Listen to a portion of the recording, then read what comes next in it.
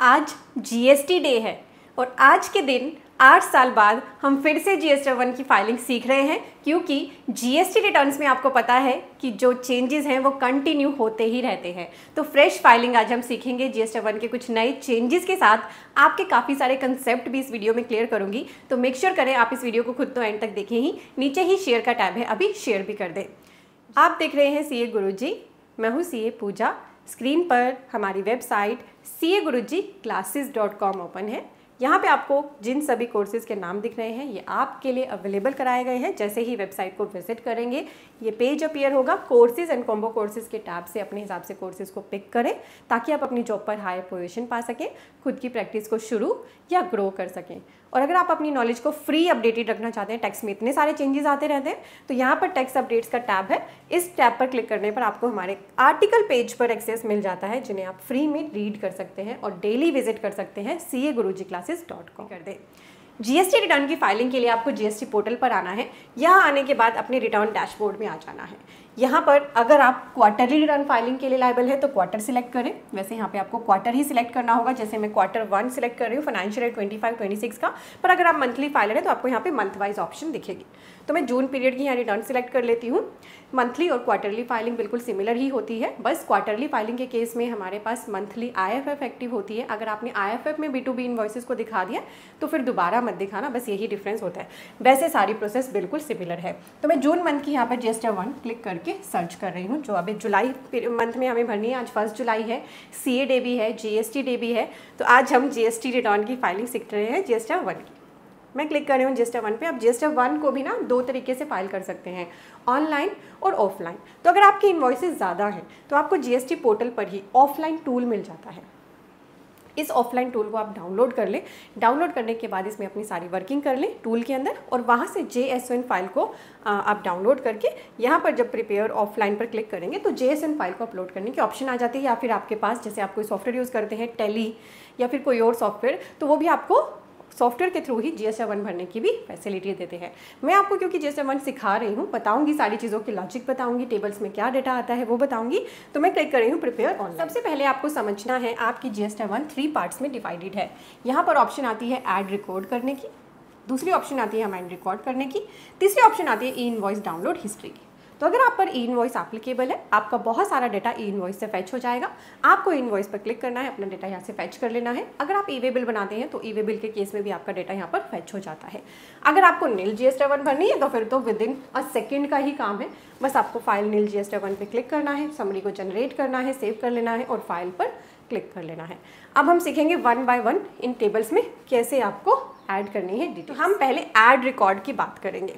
अब जब भी आप कोई भी GST रिटर्न भरें तो इस बात का ध्यान रखें कि उस पर्टिकुलर पीरियड का ही डेटा उसके अंदर आएगा।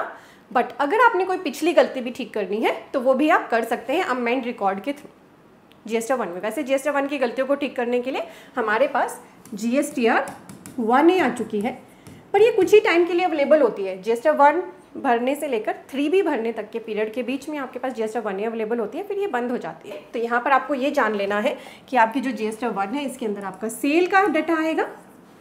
आप जो भी सारे महीने में या क्वार्टर में सेल कर रहे हैं वो डाटा आएगा, और ये सेल आपकी बाइफरकेट हो जाएगी B2B और B2C के अंदर।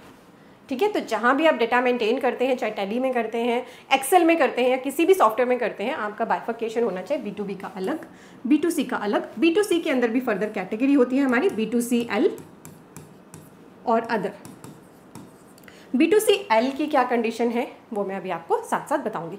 इसी के हिसाब से हमारी टेबल्स भी डिवाइड है। अब कई बार हम जब सेल करते हैं तो सेल करते हुए हमें कई बार डेबिट नोट बनाने पड़ जाते हैं या क्रेडिट नोट बनाने पड़ जाते हैं। जब सप्लायर डेबिट नोट बनाता है तो वो डेबिट नोट किस लिए बनाता है? जब उसने वैल्यू को इंक्रीज किया हो, सेल की वैल्यू को। क्रेडिट नोट क्यों बनाता है? सेल की वैल्यू को डिक्रीज करने के लिए, है ना। ठीक है, और क्रेडिट नोट के लिए हमारी टाइम लिमिट भी होती है। अगले फाइनेंशियल ईयर की 30 नवंबर तक ही आप क्रेडिट नोट बना सकते हैं। डेबिट नोट बनाने के लिए कोई टाइम लिमिट नहीं होती है। तो यही देखिए जो मैंने अभी आपको डेटा बताया, सेल का B2B, B2C, B2C का L और अदर, तो यही टेबल्स आपको यहाँ दिख रही है। सेल का B2B, ये हमारा यहाँ पर लिखा है B2B, B2C large, B2C other और सेल आप आउटसाइड इंडिया भी कर सकते हो। गवर्नमेंट तो चाहती है आप ज़्यादा से ज़्यादा एक्सपोर्ट करो, एक्सपोर्ट के लिए इंसेंटिव भी है, एक्सपोर्ट के केस में आपको IGST का रिफंड भी मिल जाता है। तो एक्सपोर्ट के इनवॉइसेस डालने की आपके पास टेबल अलग है। मैंने बात करी डेबिट नोट और क्रेडिट नोट की, तो डेबिट क्रेडिट नोट के लिए 2 टेबल है, रजिस्टर्ड पर्सन की अलग और अनरजिस्टर्ड की अलग इस वाली टेबल के लिए। ठीक है, अभी हम डिटेल में डिस्कशन करेंगे। अब गवर्नमेंट ने एक टेबल आपको और दे रखी है, ये वाली नील रेटेड सप्लाईज के लिए। गवर्नमेंट कहती है कि आपकी जो ऐसी सप्लाईज है ना जिस पर टैक्स का रेट ही एप्लीकेबल नहीं है, जो नील रेटेड है, या फिर नॉन GST सप्लाईज है जिन पर हमने GST एप्लीकेबल ही नहीं करा, जैसे कि alcoholic liquor for human consumption, petrol, diesel, ठीक है, वो भी आपको यहाँ दिखाने। ये सब इसलिए किया गया कि आपका जो सेल का सारा डाटा ना, पूरा डाटा आपसे GST 1 में मांग लिया, इससे आपका सेल का सारा data as per income tax और एज पर GST टैली हो जाएगा। तो वो डाटा हम यहाँ पे डालते हैं। ठीक है, देन बात आती है सर्विसेज के केस में। सर्विसेज के लिए एडवांसेस पर GST एप्लीकेबल करा हुआ है, तो अगर आपने कोई सर्विस के अगेंस्ट एडवांस रिसीव किया है, उसका GST आपको भरना है, तो आप 11A टेबल में दिखाएंगे और जब उसकी इन्वॉइसिंग कर देंगे फ्यूचर में, उस टाइम पर एडजस्टमेंट टेबल को यूज़ करेंगे जिस एडवांस के अगेंस्ट आपने टैक्स ऑलरेडी भर दिया है। नाउ हमारी टेबल नंबर 12 अब ये भी कहती है अपनी B2B और अपनी B2C सेल का हमें HSN और SAC डाटा अलग अलग दिखाओ, और ये मैंडेटरी है। साथ ही आपने जितने भी इनवॉइस इशू करे हैं अपनी सेल से रिलेटेड, जिस भी तरीके के हैं, चाहे डिलीवरी चालान है, डेबिट नोट है, क्रेडिट नोट है, इनवॉइस है, सभी आपको अपने 13 नंबर टेबल में ज़रूर दिखाने हैं। अब अगर आप ऐसे पर्सन हैं जो इको के थ्रू सेल करते हैं, जैसे कि अमेजन, फ्लिपकार्ट, ओला, उबर, बहुत सारे आजकल इको है, मीशो, तो आपको अपनी सप्लाईज यहाँ रिपोर्ट करनी है। और सप्लाईज अंडर सेक्शन 9(5) के लिए टेबल 15 हमारी अलग है। अब हम इन्हें डिटेल में समझ रहे हैं। तो मैंने आपको एक क्रक्स बता दिया कि आपकी सेल का सारा डेटा आपकी GST 1 में आएगा और उस पर्टिकुलर पीरियड का ही आएगा जिस पर्टिकुलर पीरियड की आप रिटर्न भर रहे हैं। जो भी गलती आपने अपनी पिछली ठीक करनी है वो आप ठीक करोगे अमेंड रिकॉर्ड से। ठीक है, किससे ठीक करोगे? अमेंड रिकॉर्ड से। कोई इनवॉइस पिछला दिखाना रह गया तो वो आप यहाँ पर दिखा सकते हो। कोई पास्ट पीरियड की सेल ही दिखानी रह गई आपकी, इस तरह की एडजस्टमेंट भी आप यहाँ पे कर सकते हो। तो हम पहली टेबल अब डिस्कस कर रहे हैं, B2B सप्लाई। जब भी आप किसी भी टेबल पर अपना माउस लेकर आओगे तो वहाँ पर ना एक इन्फो आ जाती है। जैसे इस केस में टेबल B2B के लिए टैक्सेबल आउटवर्ड सप्लाईज आपको डालनी है। कौन सी? Taxable outward supplies made to register person including UI and holder. तो जो भी GST में रजिस्टर पर्सन है उसने जिस भी रजिस्टर पर्सन को सेल करी है वो सारी की सारी सेल टेबल 4 के अंदर आएगी। इसको हम टेबल 4 बोल देते हैं। क्लिक किया हमने टेबल 4 पर, यहाँ पर रिसीपेंट वाइज डिटेल डालनी है, यानी कि यहाँ पर आपको GST नंबर के हिसाब से जो भी आपके इनवॉइस है पूरे मंथ या क्वार्टर में वो ऐड करने होते हैं। यहाँ पर आपको इंपोर्ट ई-वे बिल से भी ऑप्शन मिलती है डाटा को फैच करने की। अगर आपने ई-वे बिल बनाए हैं तो वो डाटा आपका यहाँ पे इंपोर्ट हो सकता है। हम क्लिक करेंगे ऐड रिकॉर्ड पर। ऐड रिकॉर्ड पर क्लिक करते देखिए आपको ना यहाँ पे बहुत इंपॉर्टेंट होती हैं ये ऑप्शंस। अगर आप डीम्ड एक्सपोर्ट करते हैं तो ये टिक कर देना है, फिर फर्दर आपके लिए जो ऑप्शंस हैं वो एक्टिव हो जाएंगी। अगर आपकी जो सप्लाई है उस पर रिसिपेंट ने टैक्स पे करना है, आपके पास GST नंबर है पर आपकी सप्लाई ऐसी है जिस पर टैक्स पे करेगा रिसिपेंट रिवर्स चार्ज में, तो आपने इस बॉक्स पे टिक करके फिर डिटेल्स एंटर करनी है। उस केस में आपको टैक्स नहीं देना पड़ेगा, रिसिपेंट टैक्स देगा, पर रिसिपेंट के पास 2B में वो रिफ्लेक्ट हो जाएगा, जिससे उसको पता चल जाएगा यस मुझे इसमें RCM में टैक्स देना है और उसको जो उसका क्रेडिट लेना है वो भी ले लेगा। ठीक है, तो ये इसलिए दी हुई है, आपको इनका लॉजिक पता होना चाहिए। अब आपको कोई भी इनवॉइस डालने के लिए पहले बताना है रिसिपेंट का GST नंबर, क्योंकि ये B2B सप्लाई है तो रिसिपेंट का GST नंबर जैसे ही आप एंटर करेंगे रिसिपेंट का नाम ऑटोमेटिक आ जाएगा। और अगर आपने GST पोर्टल पर मास्टर्स बनाए हुए हैं जो हमें यहाँ पर मिलते हैं सर्विसेज के अंदर जाकर माय मास्टर्स में मिलते हैं, अगर आपने मास्टर्स बनाए हैं तो फिर आपको ऑटोमेटिक यहाँ पर डेटा दिखेगा जो आप पिक कर सकते हैं। इनवॉइस का नंबर यहाँ पे आपको ऐड करना है, जो भी आपके इनवॉइस का नंबर है, मान लीजिए 111 है। इनवॉइस की डेट आपको यहाँ एंटर करनी है। टोटल इनवॉइस वैल्यू ये होती है आपकी टैक्सेबल वैल्यू प्लस जो GST आपने लगाया है वो होती है आपकी टोटल इनवॉइस वैल्यू। बहुत सारे पर्सन इन्हीं चीज़ों में कंफ्यूज रहते हैं। ठीक है, जैसे मान लीजिए आपका 1 लाख का बिल है, 18% GST है, तो आपका बिल हो गया 1,18,000 का। यहाँ पर वैल्यू आएगी 1,18,000। यहाँ पर प्लेस ऑफ सप्लाई वैसे तो GST नंबर के हिसाब से ऑटोमेटिक पिक करता है, तो जो भी आप प्लेस ऑफ सप्लाई सिलेक्ट करेंगे उसके अकॉर्डिंग सप्लाई का टाइप इंटर या इंट्रा अपने आप आएगा। तो अगर आप with in the state supply करते हैं वो होगा इंट्रा स्टेट, उस पर CGST SGST एप्लीकेबल हो। आउटसाइड स्टेट अगर आप सेल करेंगे तो उस पर इंटर स्टेट एप्लीकेबल हो जाएगा, यानी IGST लगेगा। उसी के अकॉर्डिंग यहाँ पर टैक्स का अपने आप ब्रेकअप आता है। मैंने आसाम सिलेक्ट किया, ये इंटर स्टेट है। मेरे पास ऑप्शन है अब टैक्स रेट के हिसाब से इसमें डेटा डालने की। तो मान लीजिए मेरी सप्लाई 18% में आती है, तो मैं इसको 1 लाख यहाँ पे एंटर कर दूँगी। तो देखिए यहाँ पर जो टैक्स है ऑटोमेटिक यहाँ पर आएगा। और अगर मैं इसको इंट्रा स्टेट सप्लाई करना चाहूँ तो मैं यहाँ पर सेम स्टेट सिलेक्ट करूँगी, हरियाणा सिलेक्ट किया, इंट्रा स्टेट आ गया। और अगर आप इनवॉइस बनाने के लिए भी आपने बनाया हुआ है तो देखिए सोर्स IRN और IRN डेट भी अपने आप यहाँ पर आएगी इनवॉइस के डेटा से फैच करने पर। तो आपको यहाँ पे CGST SGST एक्टिव मिलेंगे इंट्रा स्टेट सप्लाई के केस में। तो अकॉर्डिंगली आप वैल्यू डालेंगे तो टैक्स ऑटोमेटिक आ जाएगा। बस अपने रिकॉर्ड को डालते ही सेव कर दें और यहाँ पर आप जितने मर्जी इनवॉइसेस ऐड कर सकते हैं, ऐड रिकॉर्ड करके। एक बार इनवॉइस ऐड करने के बाद ऐसा नहीं है कि इनवॉइस डल गया तो आप उसको एडिट नहीं कर सकते, आपको एडिट करने की भी ऑप्शन मिलती है। क्लियर है आपको? आपके जितने भी B2B सप्लाईज हैं, यानी कि आपके पास भी GST नंबर है और सामने वाले पर्सन के पास भी GST नंबर है, तो उन सभी को आपने इसमें दिखाना है। क्लियर है? नेक्स्ट है आपका B2C लार्ज। अब देखिए B2C लार्ज में कौन सा डेटा डालना है, इसमें इंपॉर्टेंट चेंज एक्टिव हुआ था। पहले हम 2.5 लाख से ज़्यादा के इनवॉइसेस इसमें दिखाते थे जो B2C होते थे, यानी आपके पास तो GST नंबर है पर जिसको आपने सेल करी है उसके पास GST नंबर नहीं है। आप तो रजिस्टर्ड है पर आपने सेल करी है अनरजिस्टर्ड पर्सन को। उस केस में B2C लार्ज ये कब कहलाएगा? जब unregistered person where place of supply is other than state where supplier is located. पहली कंडीशन है कि जो स्टेट है अनरजिस्टर्ड पर्सन का वो अदर स्टेट होना चाहिए, सेल करने वाले पर्सन वाला स्टेट नहीं होना चाहिए, प्लस इनवॉइस की वैल्यू 1 लाख से ज़्यादा होनी चाहिए। तो ये 2 कंडीशन है, मोर देन 1 लाख। ये 2 कंडीशन सेटिस्फाई होंगी तो आप अपने इनवॉइस को B2C लार्ज में डालेंगे। क्लियर है आपको? कब डालेंगे? जब ये 2 कंडीशन सेटिस्फाई होंगी। जैसे मैंने जो ये केस ओपन किया हुआ है, ये हरियाणा का पर्सन है, तो ये हरियाणा से हरियाणा अगर अनरजिस्टर्ड पर्सन को सेल कर रहा है और उसकी वैल्यू मान लीजिए इनवॉइस की 1,50,000 है, तो वो इसको इसमें नहीं दिखाएगा, फिर तो इस टेबल में दिखाएगा। पर अगर हरियाणा से मान लीजिए दिल्ली कर रहा है और इनवॉइस की वैल्यू है 1.25 लाख, तो वो इस टेबल में इसको दिखाएगा। क्लियर हो गया आपको? ये दोनों चीजें आपने देखनी है, प्लेस ऑफ सप्लाई भी देखनी है और इनवॉइस की वैल्यू भी देखनी है। B2C लार्ज पर क्लिक करेंगे तो ऐड रिकॉर्ड की ऑप्शन आएगी। इंपोर्ट भी कर सकते हैं, आप बिल से इंपोर्ट भी कर सकते हैं। और यहाँ पर आपको अब पहले प्लेस ऑफ सप्लाई सिलेक्ट करना है। मान लीजिए मैं यहाँ पर दिल्ली सिलेक्ट कर लेती हूँ। अगर मैं हरियाणा करूँगी यहाँ मुझे ऑप्शन ही नहीं देगा ये आगे डालने की ना, हरियाणा में सिलेक्ट ही नहीं कर पा रही। ठीक है, क्योंकि place of supply other than supplier place होना चाहिए। तो मैं यहाँ पर दिल्ली सेलेक्ट कर लेती हूँ। इनवॉइस नंबर ऐड करना है, इनवॉइस की डेट, इंटर स्टेट सप्लाई को ही ये लेगा। टोटल इनवॉइस की वैल्यू आपको डालनी है और देन आपको जिस भी रेट का आपका इनवॉइस है वो एंटर कर देना है। क्लियर है? जैसे कि आपने B2B इनवॉइस डाला था, बस इस केस में कोई GST नंबर नहीं जाएगा क्योंकि ये अनरजिस्टर्ड पर्सन को की गई सेल है, पर इनवॉइस वाइज डिटेल जाएगी B2C लार्ज के लिए। साथ साथ आपको कंसेप्चुअल नॉलेज दे रही हूँ, इसीलिए अगर आपको वीडियो अच्छी लग रही है तो लाइक के बटन पे अभी क्लिक कर दें और इंपॉर्टेंट वीडियो है और भी पर्सन के साथ शेयर कर दें। नए चेंजेस भी हम इसमें डिस्कस कर रहे हैं। अब आपने 2 टैब समझ लिए, ठीक है? आप अपना ये सारा ब्रेकअप अपने पास तैयार करेंगे तभी रिटर्न भरना शुरू करेंगे।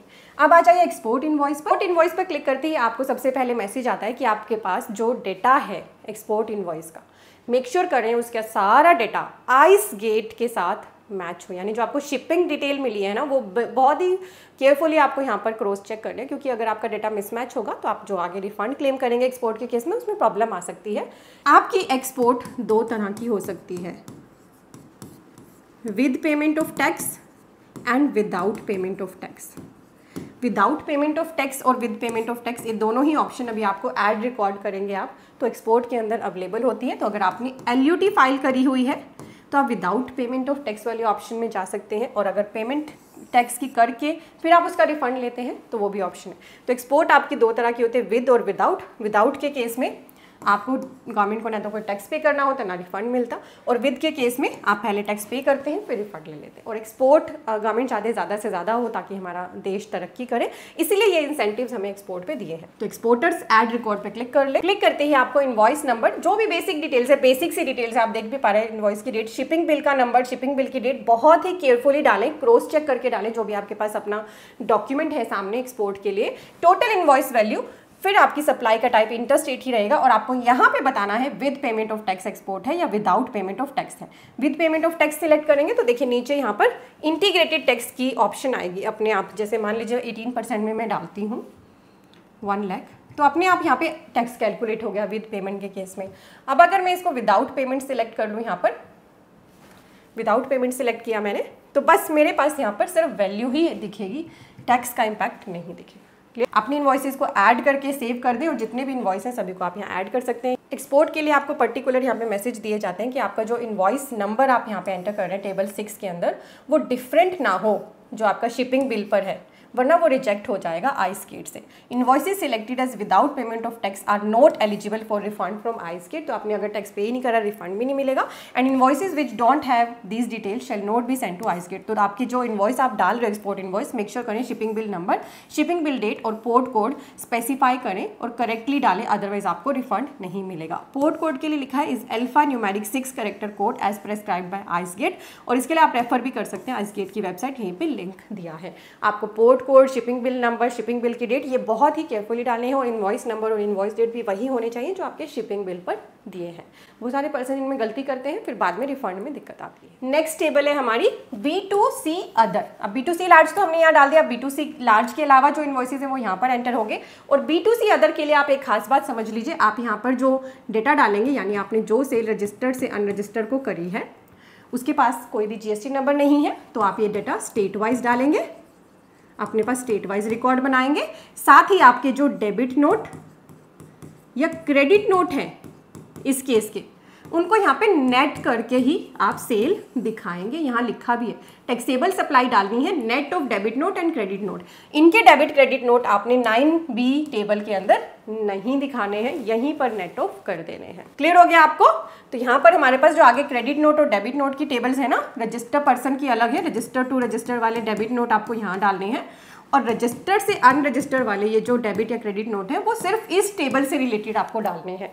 इस टेबल के B2C अदर के debit note and credit note आपको यहीं पर एडजस्ट करने हैं, इस बात का ध्यान रखिए। B2C अदर पे क्लिक करके ऐड रिकॉर्ड पे क्लिक कर, इसी में बस आपको प्लेस ऑफ सप्लाई के हिसाब से यहाँ डेटा डालना है। टैक्सेबल वैल्यू, सप्लाई का टाइप ऑटोमेटिक आएगा, सिलेक्ट कर लीजिएगा रेट, ठीक है। जैसे आप टैक्सेबल वैल्यू डालेंगे नीचे आपका टैक्स और सेस ऑटोमेटिक आ जाएगा। आप इसको सेव कर, ऐड किया तो मुझे यहाँ पर टैक्स, टैक्सेबल वैल्यू सब दिख रही हैं। अगर मैं इसको, मुझे लगे कोई गलती है तो मैं यहाँ पर एडिट के बटन पे क्लिक कर सकती हूँ। मुझे लगे पूरा ही गलत है तो डिलीट करने की भी ऑप्शन होती है, यहाँ पर एडिट करने के लिए अवेलेबल रहता है। मतलब रजिस्टर 1 की जब तक आप फाइलिंग नहीं करते थे तब तक आप उसे एडिट कर सकते हैं। तो अभी प्रोसेस रिकॉर्ड में चला गया है, मुझे इसे डिलीट करना है, तो मैं इसे डिलीट करके, तो यहाँ पर इस तरह से प्रोसेसिंग दिखाई जाती है। नेक्स्ट टेबल हमारी नील रेटेड सप्लाई। ये टेबल है नील रेटेड सप्लाई, यानी कि आपकी जो ऐसी सेल है जिस पर GST नहीं लगता है वो आपको यहाँ रिपोर्ट करनी है। तो टेबल 8 पर क्लिक करेंगे, आपको यहाँ पर 4 बाइफर्केशन तो यहाँ दिख रहे हैं और 3 बाइफर्केशन यहाँ दिख रहे हैं। यही बाइफर्केशन आपको चाहिए। ये बाइफर्केशन है कैसे? यहाँ पर आपको नील रेटेड सप्लाई दिखानी है, यानी जिनका रेट तो है पर 0 है, यानी जिन पर GST तो एप्लीकेबल है, रेट भी है पर वो रेट क्या है? 0। देन आपकी एग्जाम्प्टेड सप्लाई, जिनको गवर्नमेंट ने एग्जाम्प्ट कर रखा है, जो GST में तो आते हैं पर उनका कोई टैक्स रेट नहीं है, उनको एग्जाम्पशन दी हुई है। देन आपकी नॉन GST सप्लाईज, जिनको GST की परव्यू में लाया ही नहीं गया, अल्कोहलिक लीकर, देन हमारे पेट्रोल, डीजल, ठीक है, उनको हम GST के परव्यू में अभी तक नहीं लाए हैं, तो वो आपको रिपोर्ट करनी है इंटर और इंट्रा, और उसके अंदर भी ब्रेकअप बना लेना है, रजिस्टर पर्सन के लिए अलग और अनरजिस्टर्ड के लिए अलग। तो ये इंट्रा के रजिस्टर और अनरजिस्टर्ड, ये इंटर के रजिस्टर और अनरजिस्टर्ड, ये ब्रेकअप आपको यहाँ पे ऐड करना है। इससे क्या होगा? बहुत ही ईजी हो जाएगा डिपार्टमेंट के लिए GST और इनकम टैक्स में टर्नओवर को रिकंसाइल करना। नेक्स्ट हमारी टेबल्स 9B, रजिस्टर पर्सन के डेबिट नोट और क्रेडिट नोट। तो यहाँ पर आपको डेटा बिल्कुल ऐसे ही डालना है जैसे आपने टेबल नंबर 4 में डाला है, बस यहाँ पर एडिशनल इन्फॉर्मेशन रहेगी आपकी डेबिट नोट नंबर और डेट। डेबिट नोट डाल रहे हैं तो क्रेडिट नोट डाल रहे हैं तो क्रेडिट नोट का नंबर एंड डेट, ठीक है। और अनरजिस्टर के केस में होंगे, और सिर्फ इस टेबल से रिलेटेड आपने यहाँ पे डेबिट नोट, क्रेडिट नोट डालने हैं। मैं बार बार बोल रही हूँ, इस टेबल के तो यहीं पर नेट ऑफ हो जाएंगे। और जैसे आप रिकॉर्ड्स को ऐड कर देते हैं ना, देखिए इस तरह से दिखते हैं, कोई प्रोसेसिंग चल रही है तो इस तरीके से आपको दिखाई देती है। डेबिट नोट, क्रेडिट नोट हो गया ना। एडवांसेस, तो सर्विसेज के केस में आपको एडवांस पर GST पे करना होता है। मान लीजिए आपने एक सर्विस का ऑर्डर लिया है, 5 लाख रुपए की सर्विस आपको देनी है। इसमें से आपने 1 लाख का एडवांस ऑलरेडी ले लिया, जिस पर 18% का जीएसटी एप्लीकेबल है। यानी कि इस 1 लाख के 18% जीएसटी को आपने तभी पे कर देना है जब वो एडवांस आपको रिसीव हुआ। इस 1 लाख की डिटेल आपको इस टेबल में देनी है। ठीक है, मान लीजिए ये आपकी जो सारी वर्किंग हुई थी अब जून पीरियड में हुई है, जो जुलाई में आप रिटर्न भर रहे हैं। अब फ्यूचर में मान लीजिए अगस्त में आप इस सर्विस को कंप्लीट कर देंगे, तब आप पूरे 5 लाख का इनवॉइस बनाएंगे। अब आपके माइंड में क्वेश्चन होगा कि 1 लाख पे तो जीएसटी मैंने पहले ही भर दिया, क्या मैं फिर से 5 लाख की डिटेल डालूं तो 3B में डाटा ऑटो पॉपुलेट होके मेरी तो लाइबिलिटी पूरी 5 लाख पे दिखाई जाएगी। तो उसके लिए आपके पास टेबल है एडजस्टमेंट ऑफ एडवांसेस की।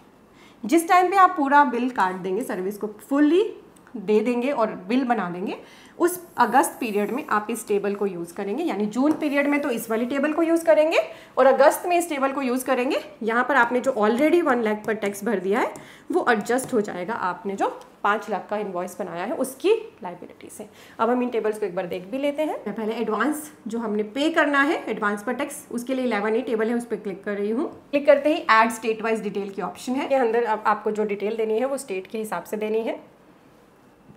जो भी स्टेट आप सिलेक्ट करेंगे उसके अकॉर्डिंग सप्लाई का टाइप आएगा। बस यहाँ पर आपको according to tax rate gross advance received दिखाना है एक्सक्लूडिंग टैक्स। इस केस में मैंने 1 लाख बताया था 1% 18% के हिसाब से, तो हम 1 लाख जैसे ही डालेंगे तो उसका 18% जीएसटी ऑटोमेटिक आएगा और आपको सेव कर लेंगे। जब रिसीव किया वो आपने दिखा दिया। जब आप उसकी एडजस्टमेंट करनी है तो इस टेबल को यूज़ करें। यहाँ पर भी ऐड स्टेट वाइज डिटेल की ऑप्शन है। बिल्कुल उसी तरीके से डिटेल भरोगे जैसे अभी आपने एडवांस पेमेंट के टाइम पे भरी है, बिल्कुल वही। बस इसमें डिफरेंस ये होगा, ये ऑटोमेटिक आपने जो सेल पर जीएसटी लगाया है उससे इसको एडजस्ट करा दे। ठीक है, आपने ये डिटेल जरूर भरनी है आगे जब आप इनवॉइस बना लें। फिर आपको कैसे अपने एडवांसेस को शो करना है ना, HSN wise summary. Table number 12 आपकी ब्रेक हो गई है 2 पार्ट्स में। यहाँ पर दिखेंगे आपको पार्ट्स B2B और B2C। आपको यहाँ पर HSN मैंडेटरी रिपोर्ट करने होते हैं। यहाँ पर 2 टर्नओवर क्राइटेरिया है, up to 5 crore and more than 5 crore. हम जहाँ भी टर्नओवर की बात करते हैं अपनी एग्रीगेट टर्नओवर देखते हैं। अगर आपकी टर्नओवर अप टू 5 करोड़ है तो 4 डिजिट्स HSN आपको मैंडेटरी रिपोर्ट करने हैं B2B के। B2C के लिए आपकी मर्जी है। और अगर 5 करोड़ से ज़्यादा है फिर तो 6 डिजिट HSN आपको चाहे B2B सप्लाई है चाहे B2C है ज़रूर डालनी है। ठीक है, क्लियर है? मैंने आपको यहाँ लिख के दे दिया है ना। अब आपको यहाँ पे अपने B2B और B2C सप्लाई के HSN ज़रूर डालने हैं। तो आपने जिस भी टेबल में डाला है अपना डाटा, टेबल 4, 5, 6, ठीक है, एक्सपोर्ट वाले, देन आपकी टेबल नंबर 7 आपके जो डेबिट नोट क्रेडिट नोट की टेबल्स हैं, आपके जो एडवांसेस हैं, ठीक है, जिस भी टेबल में आपने डेटा डाला है उन सभी के अगेंस्ट आपका HSN, आपको HSN वाइज डिटेल ज़रूर डालनी है। ये मैच होने चाहिए एक दूसरे के साथ। ऐसा ना हो सेल तो डाली हुई है ज़्यादा की और HSN की समरी डाल रहे हो कम की, ऐसा नहीं करना है। रिकन्सिलेशन ज़रूर कर लेना है। आप चाहें तो यहाँ से डाउनलोड कर सकते हैं HSN कोड की लिस्ट अगर आपको नहीं पता है, या फिर डाउनलोड कर सकते हैं HSN समरी फ्रॉम ई-इनवॉइस। अगर आप इनवॉइस बनाते हैं तो फिर आपका काम यहाँ इजी हो जाएगा। देखिए डिस्क्रिप्शन भी 2 दिखती हैं, यहाँ पे आप खुद डाल पाएंगे डिस्क्रिप्शन, यहाँ पे है description as per HSN code, ये खुद आएगी। तो जो भी HSN आप यहाँ से सिलेक्ट करेंगे, जैसे मैं यहाँ पर एक HSN सिलेक्ट कर लेती हूँ 851, जैसे मैंने लिखा नीचे मेरे पास बहुत सारी ऑप्शंस आ गई, तो मुझे अपना HSN देखना है। मान लीजिए मेरा HSN है ये, इसको सिलेक्ट करती हूँ। जैसे सिलेक्ट किया नीचे डिस्क्रिप्शन एज पर HSN आ गई। मुझे कोई डिस्क्रिप्शन डालनी है तो वो ऑप्शन भी मेरे पास है। प्रोडक्ट का नाम जो मास्टर में है तो वो मेरा आ सकता है यहाँ पर। देन मुझे यूनिट क्वांटिटी कोड, तो मेरे पास बहुत सारे यूनिट क्वांटिटी कोड होते हैं। जिस भी क्वांटिटी में आपका प्रोडक्ट है, जिस भी यूनिट में, वो डालिए। जैसे मान लीजिए बॉक्स में है, उसकी क्वांटिटी डालिए, टोटल टैक्सेबल वैल्यू डालिए, रेट सिलेक्ट कर लीजिए, मान लीजिए 18% का है, IGST, CGST, SGST से सारा ब्रेकअप आपको HSN वाइज बनाना है। HSN वाइज ब्रेकअप आपका यहाँ बनेगा। HSN है या SAC है, दोनों ही आप डाल सकते, गुड्स के लिए भी सर्विसेज के लिए भी, बट आपका ब्रेकअप टोटल HSN वाइज बनेगा। ठीक है, वो आपको पूरा एंटर करना है, B2B का अलग, ताकि वो B2B की टेबल से मैच हो सके। और ऐसे ही B2C सप्लाईज के लिए दिखाना है तो बिल्कुल सिमिलर ही वे में आपको दिखाना पड़ेगा। ई-इनवॉइस से डाटा को फैच करना चाहते हैं तो वो हो सकता है। नेक्स्ट टेबल है डॉक्यूमेंट इशूड। इस टेबल को ना पहले पर्सन सीरियसली नहीं लेते थे, सिर्फ छोड़ देते थे कि इसमें डाटा डाला तो भी चल गया, नहीं डाला तो भी चल गया, बट अब इसको मैंडेटरी कर दिया। तो अगर आपके जो भी आपने इन्वॉइसेस बनाए हैं या फिर आपने डिलीवरी चलान बनाए हैं, चाहे वो रजिस्टर्ड पर्सन के हैं, अनरजिस्टर्ड पर्सन के हैं, रिवाइज इन्वॉइस बनाए हैं, debit note, credit note, receipt voucher, payment voucher, refund voucher, delivery challan for job work, तो जो भी डिलीवरी चलान है जिस भी केस के आपने बनाए हैं वो सभी आपको यहाँ पे ज़रूर एंटर करने हैं। जैसे मान लीजिए आपको यहाँ पर अपना इनवॉइस डालना है, ऐड डॉक्यूमेंट पे क्लिक करेंगे, किस सीरियल नंबर से किस सीरियल नंबर की इनवॉइस है, मान लीजिए आपके हैं 1 to 9, 1 से लेकर 9 तक आपके पास इनवॉइस है। तो यहाँ पर आपके टोटल नंबर ऑफ इनवॉइस आपको बताने हैं। इनवॉइस कैंसिल है तो बताइए, वरना 0 कर दीजिए और नेट इशूड यहाँ पर आ जाए और इसको सेव कर लीजिएगा आप। इस तरह से आपने अपने डॉक्यूमेंट की डिटेल्स भी यहाँ पर ज़रूर एंटर कर। हमारी table number 14 and table number 15। Table number 15 तो हमारी पर्टिकुलर है सप्लाईज अंडर सेक्शन 9(5). ये हैं उनके लिए जो ऐसे ई कॉमर्स प्लेटफॉर्म है जो सर्विसेज प्रोवाइड करते हैं, गुड्स वाले नहीं, सर्विसेज वाले, जैसे ओला, उबर जो एकोमोडेशन की सर्विस दे देते हैं, ओयो रूम, ठीक है, जो ट्रांसपोर्टेशन की सर्विसेज दे देते हैं और आपके रेस्टोरेंट की सर्विसेज दे देते हैं, उन पर सेक्शन 9(5) एप्लीकेबल होता है, जिसमें ई कॉमर्स ऑपरेटर हमारा टैक्स पे करता है। यहाँ पर आपको कौन सी सप्लाईज देनी है, detail of supplies made through e commerce operator on which e commerce operator is liable to pay tax under section 9(5). यहाँ पर जो ये डेटा है ये कौन डालेगा, इंपॉर्टेंट, ई कॉमर्स ऑपरेटर को रिपोर्ट करना है, जैसे ओला, उबर, ओयो रूम्स, जोमेटो, स्विगी, ठीक है, आपको रिपोर्ट नहीं करना अगर आप उनके साथ जुड़ के काम करते हैं, उनको करना है जो हमारे प्लेटफॉर्म्स हैं जो ये सर्विसेज प्रोवाइड करते हैं। और अगर आप इनके साथ जुड़ के सर्विसेज देते हैं, फिर चाहे गुड्स है या सर्विस है, इनके लिए अलग अलग टैब आपको इस टेबल में मिलेगी, तो टेबल नंबर 14 को यूज़ करिएगा। क्लिक करते हैं, पहले टेबल नंबर 15 बता देते हैं। आपकी जो ऐसी सप्लाईज हैं जो है सेक्शन 9(5) की, वो आपने अलग अलग बतानी है। रजिस्टर्ड टू रजिस्टर्ड वाली अलग, रजिस्टर्ड टू अनरजिस्टर्ड वाली यहाँ पे बतानी है, unregistered to registered and then unregistered to unregistered. Supply दिखानी है, ऐड रिकॉर्ड पे क्लिक करना है। जैसे हमने रजिस्टर टू रजिस्टर वाली B2B की है तो इसमें GST नंबर आपको डालना पड़ेगा, सप्लायर का नाम ऑटोमेटिक आएगा, रिसिपेंट का भी GST नंबर डालना पड़ेगा, रिसिपेंट का नाम खुद आएगा, डॉक्यूमेंट का नंबर, डॉक्यूमेंट की date, total value of supplies made, place of supply और सप्लाई का टाइप। टेबल नंबर 14 के 2 ब्रेकअप होते हैं। ऐसी आपकी सप्लाईज जो आपने ऐसे प्लेटफॉर्म के थ्रू करी है जो कलेक्ट करते हैं आपका TCS, ठीक है, और जो आपके 9(5) वाले हैं सर्विसेज वाले, जो पर्टिकुलर 9(5) में हमारे बताए गए हैं, ट्रांसपोर्टेशन की सर्विस, ठीक है, एकोमोडेशन सर्विस, रेस्टोरेंट सर्विसेज, तो वो इसके अंदर आपको रिपोर्ट करनी है। यहाँ पे ऐड रिकॉर्ड का टैब, ऐड रिकॉर्ड पे आप क्लिक करेंगे तो आपको GST number of E commerce operator डालना है, उनका लीगल नेम आ जाएगा, नेट वैल्यू ऑफ सप्लाईज, यहाँ पे आपको अपनी नेट वैल्यू जो रिटर्न है आपकी उसको माइनस करके सेल रिटर्न को, integrated tax, central tax, state tax और सेस कंसोलिडेटेड आपको यहाँ पर रिपोर्ट करना है। ये था जो आपके ऐसी सप्लाईज हैं जो ऐसे ई कॉमर्स ऑपरेटर के थ्रू करिए आपने, जो आपका TCS कलेक्ट करते हैं, इको टैक्स पे करता है, उसमें भी GST number of E commerce operator, trade name खुद आएगा, नेट वैल्यू दिखाने हैं यहाँ भी आपको, integrated tax, central tax, state tax और सेस का ब्रेकअप अलग अलग डाल दें। फ्रेश रिकॉर्ड हमें ऐड करना है GST 1 के अंदर अपना सेल का, चाहे वो मंथ का है या क्वार्टर का है, वो करना सीख लिया है। अब अगर पास्ट की कोई गलती है उसको आपको करेक्ट करना है तो अमेंड रिकॉर्ड्स की ये टेबल्स आपको दिखेंगी, जिस भी चीज़ की करेक्शन है, अमेंडेड B2B और टेबल है, B2C लार्ज की है, एक्सपोर्ट की है, credit note, debit note, registered, unregistered, B2C other, और जो एडवांस हमने करे थे एडजस्टमेंट ऑफ एडवांस और इको की supplies and amended supplies of section 9(5), सभी ऑप्शन अवेलेबल हैं। इनको अमेंडमेंट के थ्रू आप अमेंड कर सकते हैं पास्ट की गलतियों को, जैसे GST नंबर गलत होगा, इनवॉइस की डेट गलत हो गई, इनवॉइस का नंबर गलत हो गया, इनवॉइस की वैल्यू गलत होगी, B2B को B2C में डाल दिया, B2C को B2B में डाल दिया, एडवांस में गलती हो गई, एक्सपोर्ट इनवॉइस में गलती होगी, सभी करेक्शन आप कर सकते हैं इसके थ्रू। अमेंडमेंट कैसे करनी होती है GST 1 में, उसकी सेपरेट वीडियो मैंने ऑलरेडी अपने चैनल पर अपलोड कर रखी है, उसका लिंक मैंने डिस्क्रिप्शन में और फर्स्ट कमेंट में दिया है, आप आसानी से देख सकते हैं। देन तीसरी ऑप्शन आती है इनवॉइस डाउनलोड हिस्ट्री। तो आपके पास अगर इनवॉइस आपने बनाया है तो वो आपको यहाँ पर ऑप्शन अवेलेबल मिलेगी। यहाँ पर डाउनलोड के लिए कोई फाइल नहीं, क्योंकि इस केस में इनवॉइस नहीं बनता है। अगर आपके केस में होगा तो यहाँ पर आपको ऑप्शन मिलेगी। बस जब आप सारा काम कर लें, आप सेटिस्फाई हो कि यस मैंने अपनी GST 1 को करेक्टली फाइल करा है, तो आपको यहाँ पर जनरेट समरी पर क्लिक कर लेना है और आपके पास यहाँ पे इनवॉइस के केस में download details from invoice excel की भी ऑप्शन आती है, आप इसको यूज़ कर सकते। तो यहाँ मैंने पूरी कोशिश की है अच्छे से आपको GST 1 की हर एक टेबल के साथ गो थ्रू कराने की। अगर आपका अभी भी कोई डाउट है तो आप कमेंट सेक्शन में डाल सकते हैं। इंपॉर्टेंट वीडियो है, शेयर करना ना भूलें, नीचे ही शेयर का टैब है। शेयर टैब के साथ ही आपको मिल रहा है सब्सक्राइब टैब, इस पर अभी क्लिक कर रही है, आपके लिए बिल्कुल फ्री है। इससे आप हमारे चैनल पेज पर आकर हर एक वीडियो जो भी हम इनकम टैक्स GST के अपलोड करते हैं वो लॉन्ग वीडियोज़ भी देख सकते हैं। शॉर्ट वीडियोज़ भी आपको हमारे चैनल पर रेगुलरली मिलती हैं, जिससे आपकी नॉलेज कुछ ही सेकंड्स में अपडेट हो जाती है। और आप हमारी फ्यूचर वीडियोस को मिस ना करें तो सब्सक्राइब टैब के साथ ही आपको बेल आइकन मिल रहा है। ये एक घंटी की तरह आइकन है कि जैसे ही हम कोई वीडियो डालेंगे तो आपके पास नोटिफिकेशन आएगा क्विकली, जिससे आप कोई भी इंपॉर्टेंट टैक्स अपडेट मिस नहीं करेंगे।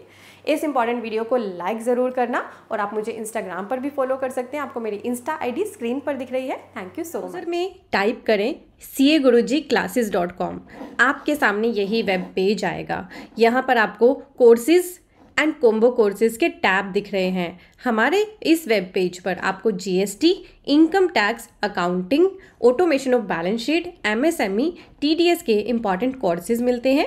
यहाँ आपको सभी कंसोलिडेटेड कोर्सेज दिख रहे हैं। तो आप अपनी प्रैक्टिस करने के लिए या जॉब में हायर पोजीशन पाने के लिए इन कोर्सेज का बेनिफिट लें। कोर्सेज सेक्शन में आएंगे तो आपको ये 2 तरह के थंबनेल दिख रहे हैं, एक येलो कलर के वर्ड्स में और एक ये ब्लैक थंबनेल दिख रहा है।